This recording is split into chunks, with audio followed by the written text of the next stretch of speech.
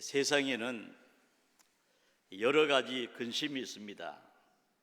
제가 성경에서 근심이라 하는 말을 찾아보니까 너무나 많아가지고 제가 놀랐습니다. 성경에 이 근심이라는 말이 이렇게 많구나. 이 근심의 이유는 여러 가지가 있습니다. 자식으로 인한 근심도 많이 있습니다. 아브라함도 보면은 그 아들 이스마엘 문제 때문에 아주 크게 근심했다는 말이 있고, 또 이삭은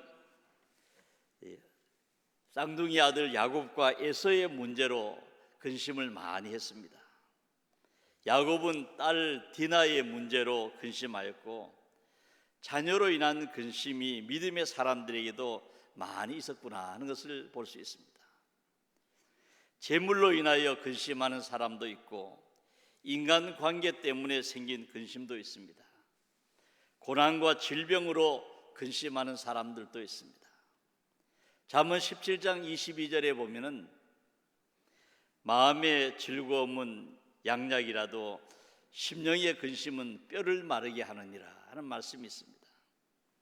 사람 사는 세상에 근심 없이 살아갈 때가 거의 없지만은 오늘날 코로나19로 인해서 많은 확진자들이 생기고 또 사망자도 생겨서 근심을 많이 하고 있습니다. 이 사람이 당하는 근심을 바울 사도는 둘로 나누었습니다. 하나는 하나님 뜻대로 하는 근심이 있고 세상 근심이 있다, 이렇게 두 가지로 나누었습니다. 하나님 뜻대로 하는 근심은 무엇일까요? 또 오늘 성경에 보면은 이 근심하는 가운데에도 하나님은 위로를 주시는 분이다 하는 것을 말씀하고 있습니다. 이 고린도 교회에 아주 바울에 대한 근거 없는 소문이 아주 교회 안에 퍼졌습니다. 한마디로 말하면은 가짜 뉴스를 퍼뜨리는 사람들이 있었습니다. 이 가짜 뉴스를 제일 먼저 만든 존재는 사탄입니다. 이 마귀가 이 가짜 뉴스, 거짓말을 만드는 처음 존재입니다. 하와에게 와서 선악과를 따먹으면은 너희 눈이 밝아지고 하나님 같이 된다, 그렇게 얘기를 했습니다. 먹으면 죽는 열매를 먹으면은 하나님처럼 된다 그랬습니다. 그런데 이 선악과를 따먹으니까 눈은 밝아졌어요. 자기가 벌거벗은 것을 보고 부끄럽게 여겨가지고 옷을 만들어 입었습니다. 그런데 하나님처럼 된다고 하는 말은 아주 정반대가 돼가지고 결국은 죽어서 흙으로 돌아가게 되었다. 에덴 동산에서 영생하도록 하나님께서 지어주셨는데 선악과를 먹음으로 인해 가지고 죽어서 흙으로 돌아가게 되었다. 조금은 맞지만은 중요한 것이 다 틀렸습니다. 오늘날에도 가짜 뉴스를 보면은 약간은 맞는데 중요한 것이 다 틀리는 것입니다. 엉터리 뉴스, 가짜 뉴스가 전 세계적으로 요즘 아주 큰 문제입니다. 때로는 진짜를 가짜라고 퍼뜨리는 사람도 있습니다. 이런 말에 속아 넘어가는 사람들이 고린도 교회에 있어가지고 이 고린도 교회에서는 이 바울에 대하여 이 교인들을 해롭게 하고 속여서 재산을 빼앗는다, 이런 말이 퍼졌습니다. 그건 사실이 아니고 없는 이야기인데 이런 바울 사도가 교인을 속이고 그리고 재산을 뺏는다, 이런 말이 이 고린도 교회에 퍼져서 저는 2000년 전에도 이렇게 가짜 뉴스가 있었구나. 이 바울 사도가 말하죠. 우리는 아무에게도 불의를 행하지 않고 아무에게도 해롭게 하지 않았고 아무에게도 재산을 빼앗은 적이 없다. 해명을 했습니다. 오늘날 그 선거를 앞두고 정치적으로 퍼뜨리는 가짜 뉴스도 있습니다. 저는 종교적인 가짜 뉴스를 이렇게 많이 듣는데요. 뭐 이런 이야기입니다. 내일 오후 이 아프간의 이슬람 교도들에 의해서 사형 선고를 받은 기독교 선교사 229명을 위해 기도해 주십시오. 내일 이들이 처형을 당하는데 많은 사람에게 이 메시지를 전달해 주고 기도해 달라. 그러면서 이 소식은 아프리카에 있는 치아와 출신 선교사인 유디스 카모나가 보냈습니다.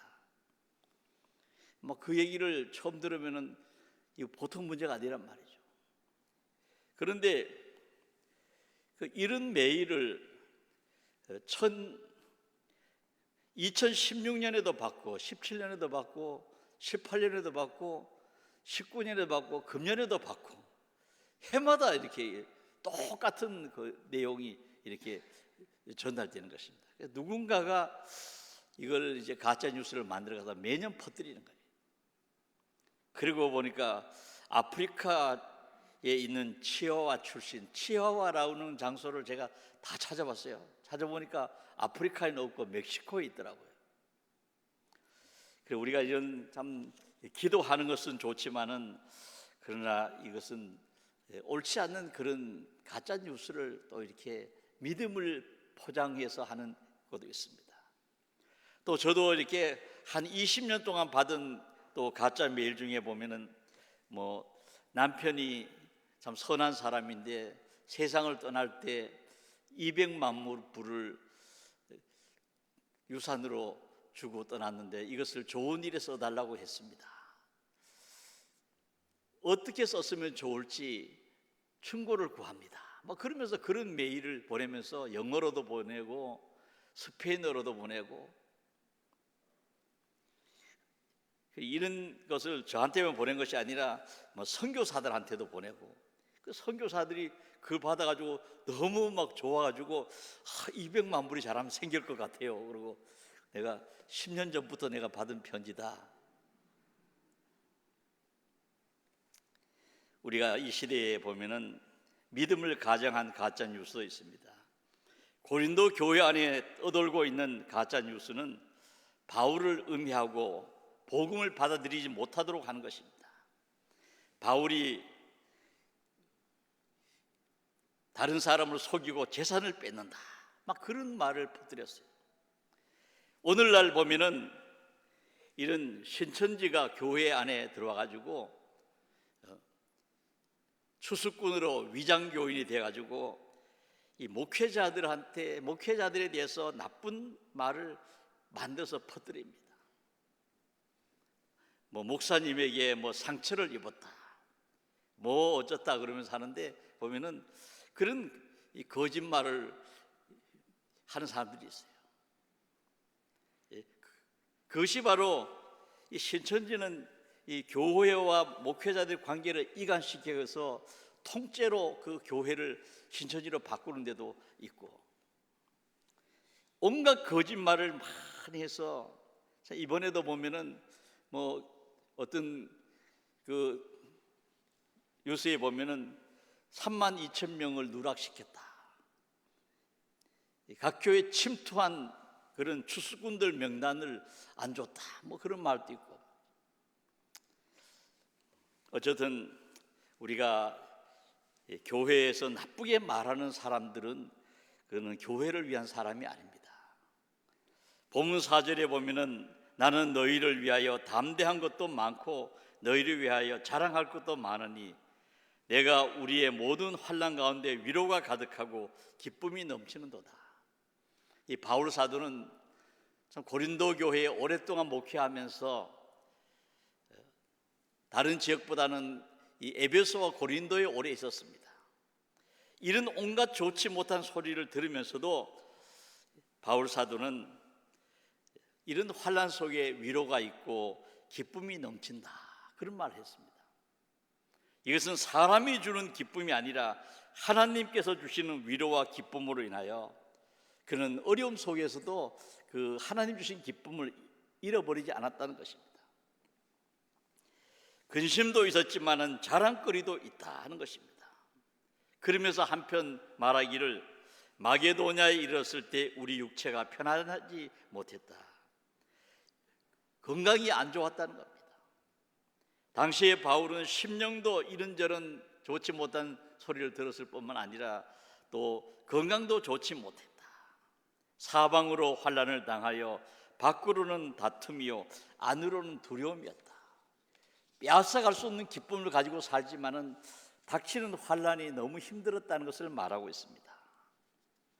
그런데 6절에 보면은 그러나 낙심한 자들을 위로하시는 하나님이 디도가 옴으로 우리를 위로하셨으니, 하나님께서는 위로를 주시는 분인 줄 믿습니다. 우리의 위로가 어디서 오겠습니까? 하나님이 아니시면 우리가 위로받을 곳이 없어요. 과거에 바울은 드로아에서 디도를 만나지 못하고 왔는데 이제는 디도가 바울을 찾아왔습니다. 바울 사도는 디도가 옴으로 위로를 받았다. 여러분, 이 사람은 사람을 통하여 위로를 받습니다. 사람을 통하여 힘을 얻어요. 어떤 목사님이 신학을 공부할 때 이야기를 들었습니다. 신학대학에 갔더니 학교가 너무 작더라는 거예요. 캠퍼스도 작고. 그래서 학교 같지를 않아가지고 하루에도 몇 번씩 학교를 그만둘까? 어떻게 신학교로 왔으니 나는 이런 것을 생각도 못했는데 너무 캠퍼스도 좋고 뭐 이런가? 그런데 그 학교에 공부하는 선배를 보니까 고등학교 때라든지 아주 유명한 그런 선배인데 그렇게 훌륭한 선배가 그 학교에서 공부를 하더라는 거예요. 그래서 그분을 보면서 저렇게 훌륭한 선배도 이 학교에서 공부하는데 뭐 나라고 못하겠느냐. 사람에게 그 위로를 받고 힘을 얻어서 신학을 마쳤는데 나중에 목사가 되니까 모교가 그렇게 자랑스러울 수 없더라. 좋더라. 사람은 때때로 보면은 사람에게 도전을 받고 사람을 통해서 위로를 받습니다. 이 보헤미아 출신 유명한 음악가인 드보르작은 1892년에 뉴욕에 도착해서 3년 동안 국립음악원 원장으로 있었습니다. 신대륙 미국에 와서 너무 좋았다는 것입니다. 거대한 전기기관차도 보고 군중들과 숲과 센트럴파크의 비둘기와 그리고 흑인 연가 이런 모든 것이 너무나도 아름답고 좋았습니다. 그런데 그는 고향인 프라하를 그리면서 향수병에 아주 심하게 앓았어요. 고향이 너무 그리웠어요. 그런데 어느 날 친구들이 그를 설득해서 시골 스필빌로 한번 우리 바람 쐬러 가자. 기차를 타고 시골 스필빌로 이렇게 갔습니다. 거기에는 드보르작의 그 고국 보헤미안 공동체들이 거기서 살고 있었는데 그 고향 사람들을 만나고 큰 위로를 받았다는 것입니다.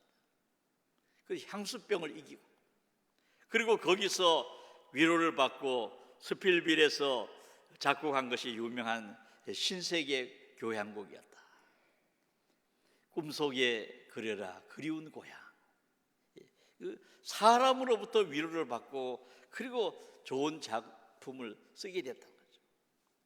사람은 사람을 통해서 위로받습니다. 바울은 큰 위로를 받았어요. 디도가 온 것이 너무너무 위로가 됐습니다. 믿음의 아들 디도가 왔습니다. 그런데 그가 오는 것만 해도 기쁨인데 좋은 소식을 가지고 왔습니다. 세상에는 보면은 좋은 소식이 위로를 줍니다. 지금 유행하는 코로나19 백신도 곧 만들어진다는 그런 소식이 있고, 또 치료약도 개발이 되어서 제3 임상 실험에 들어갔다 하는 그런 신문 보도도 나왔죠. 치료제가 빠르면은 4월에, 늦으면은 7월에 나온다, 그런 말도 있습니다. 이런 이야기가 기쁜 소식이 될 수 있습니다. 여러분, 저는 우리가 오늘을 살아가면서 감사해야 됩니다. 여러분, 우리나라가 오늘까지 살아오면서 정말 좋은 시대에 살았어요. 우리가 과거 역사를 보면은 흑사병이라든지 그런 전염병으로 유럽의 인구가 반씩 죽고 하는 그런 시대가 있었습니다. 그런데 우리는 그래도 좋은 시대를 살아왔고, 또 이 지구촌에 보면은 늘 미사일이 오고 가고 폭탄이 터지고 하는 그런 땅에 사는 사람들도 많이 있는데, 그동안 우리가 불안했지만은 그래도 우리가 살아온 시간들이 좋은 시간이었다. 이 바이러스로 인해서 좀 약간 위축돼 있지만은 저는 오늘을 살아가면서 우리가 지난날 살아온 날을 돌아보니까 하나님께서 좋은 시대를 주셨구나. 과거의 그 하나님 은혜에 대해서 감사하지 못한 것이 죄송한 생각이 들었습니다. 여러분, 세상에서 제일 큰 위로를 주는 소식이 무엇일까요? 세상에서 제일 큰 기쁨을 주는 소식은 예수 그리스도께서 우리 죄를 사해 주셨다는 소식입니다. 그리고 예수님을 믿으면 멸망치 않고 영생을 얻고 죄 사함을 받고 천국에서 영원히 산다는 소식. 세상에 이보다 더 큰 소식이 없습니다. 최고로 기쁜 소식. 사실 코로나19보다도 훨씬 더 무서운 것이 있습니다. 그것이 뭡니까? 인간의 죄입니다. 사람은 죄는 무서운 줄 몰라요. 코로나19는 무서워하면서 죄를 무서워하지 않습니다. 이 바이러스 침투를 위해서 노력하는 만큼 죄가 들어오지 못하도록 이렇게 조심하며 산다고 하면 세상이 달라질 겁니다. 이제는 바이러스 19는 백신도 생기고 치료약도 생긴다고 하는데 죄의 백신은 없습니다. 그 약 하나만 먹든지 주사 하나만 맞으면 평생 죄 짓지 않고 산다 그러면 얼마나 좋겠습니까? 여러분, 이 죄를 막아주는 백신은 없습니다. 치료약도 하나밖에 없어요. 인간의 죄 문제를 치료하는 것은 하나밖에 없습니다. 예수님의 피가 죄를 씻어주는 줄로 믿습니다. 다른 것은 길이 없어요. 그래서 예수님만이 생명이 되시고 진리가 되시고 길이 되시는 것입니다. 그래서 우리가 이 세상에 보면은 하나님의 아들이 우리 죄를 사해 주셨다. 이 큰 위로의 소식이에요.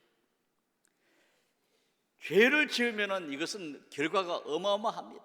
요즘 보면은 코로나19는 사망률이 한 1%도 아직은 안 됩니다. 우리나라에서는. 그런데 죄를 지으면 어떻게 되느냐? 죄를 지으면은 완전히 망하는 것입니다. 죄를 지으면은 영원히 멸망하는 거예요. 지옥에 떨어져서 영원 무음토록 불 가운데서 고생을 하고 다시는 희망이 없는 것입니다. 그런데 우리 영원히 멸망할 우리를 위해서 독생자를 보내셔서 구원의 길을 열어주신 하나님을 찬양하며 감사해야 할 것입니다. 오늘 성경 말씀에 보면은 이 디도가 와서 좋은 소식을 전해 주었어요. 그 좋은 소식을 전해 준 것은 뭡니까? 이 고린도에 있던 그런 문제들이 다 해결됐다. 바울을 오해했던 문제, 비난하고 이런 것들이 고린도 교회에서 싹 없어졌다는 것입니다. 깨끗하게 됐다는 기쁜 소식이었습니다. 우리가 이 땅에도 이 바이러스가 싹 없어지면은 또 기쁜 소식이 되겠죠. 이 고린도의 이런 그 문제들이 다 해결돼서 디도가 오는 것만 해도 고맙고 기쁜데 좋은 소식을 가지고 왔다. 그리고 오늘 성경에 보면 바울 사도는 내가 편지로 너희를 근심하게 한 것을 후회하였으나 지금은 후회하지 아니한다. 이 바울이 편지를 고린도 교회에 보냈어요. 먼저 보낸 편지가 고린도 전서고 또 본문은 고린도 후서인데 성경학자들은 고린도 전서와 후서 사이에 또 하나의 편지를 보냈다는 것입니다. 지금은 남아있지 않는 편지인데 그 편지는 준엄한 편지였다. 고린도 교회의 잘못에 대해서 준엄하게 책망하는 그 편지를 보냈는데 그 편지를 보내고 나서 바울 사도가 근심했다는 것입니다. 이 편지를 읽고 고린도 교회 성도들이 상처를 입으면 어떡하나, 내가 너무 심한 말을 했구나. 편지를 보내고 나서 후회했습니다. 좀 따뜻하게 좀 사랑을 담아서 보낼 걸 너무 준엄한 편지를 보내가지고 그 고린도 교회 성도들이 상처를 입으면 어떡하나 근심을 했다는 거예요. 그런데 이제는 근심을 안 한다는 겁니다.